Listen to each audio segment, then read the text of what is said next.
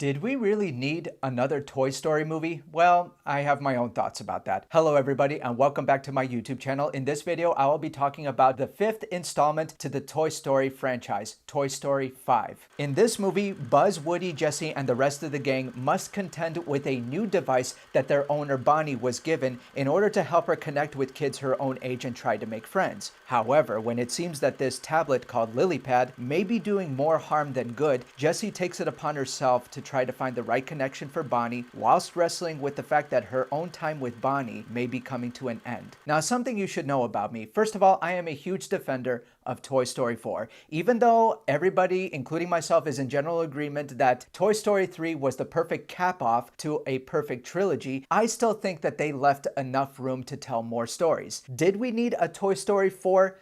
No. Did I like what they did?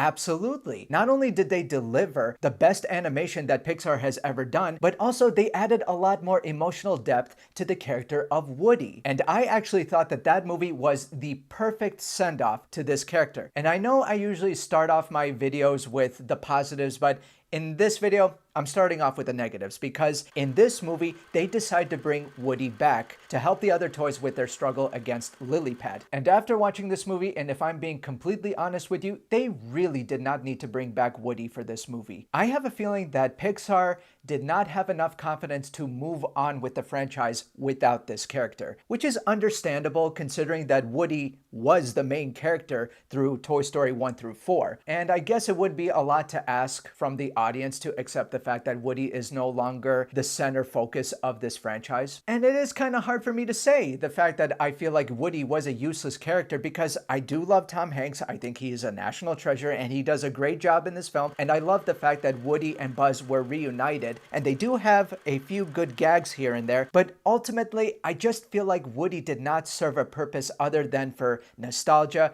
or to get a few laughs. Another subplot in this film that I felt like was completely useless was something to do with a bunch of Buzz Lightyears. I'm actually conflicted about this opinion because even though every time they ended up on the screen, it was genuinely amusing, as a whole, I really feel like they didn't serve a purpose other than to conveniently help the rest of the gang in one particular situation. This is incredibly interesting considering that 1/3 of the movie is actually dedicated to these characters. But my number one issue with this movie is the pacing. This movie just moves way too quickly from one element of a story to another, and there is so much to take in, and yet not enough time to take it all in. And this is just a theory, but younger audiences nowadays are so focused on their devices. Even when they're in the theater watching a movie, their attention spans are so short that Disney and Pixar probably deliberately made this movie so quick in pace in order to try to retain their attention, which is understandable, but as a result, I wasn't able to emotionally resonate with the characters, particularly with Jessie, who is the main character of this movie. But I will say in its defense that despite all the flaws that this movie has, it still has a lot of charm and heart. And you know, a lot of the older Pixar films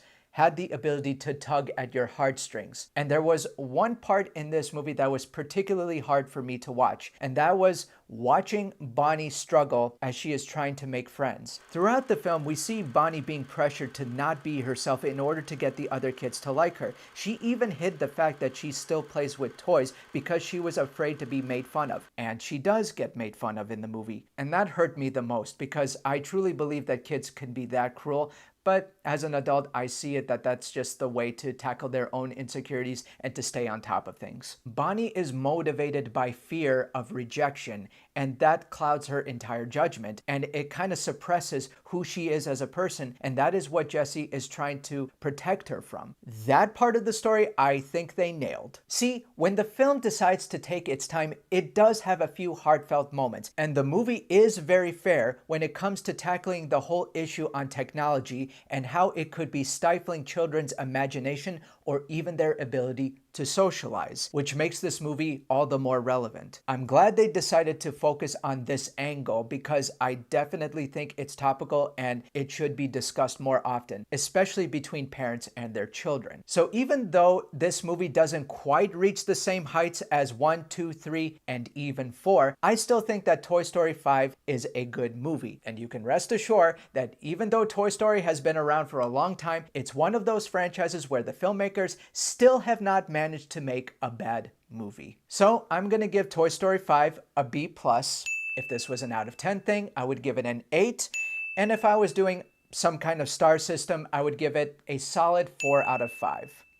Anyway, those are my thoughts on Toy Story 5. Thank you so much for watching my video, ladies and gentlemen. If you liked this video, be sure to hit the like button, subscribe to my channel for more content, and I hope to see you again next time.